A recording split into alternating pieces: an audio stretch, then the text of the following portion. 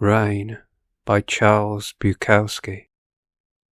A symphony orchestra. There is a thunderstorm. They are playing a Wagner overture, and the people leave their seats under the trees and run inside to the pavilion. The women giggling, the men pretending calm. Wet cigarettes being thrown away. Wagner plays on, and then they are all under the pavilion. The birds even come in from the trees and enter the pavilion, and then it is the Hungarian Rhapsody, No. 2 by Lizst, and it still rains. But look, one man sits alone in the rain, listening. The audience notices him.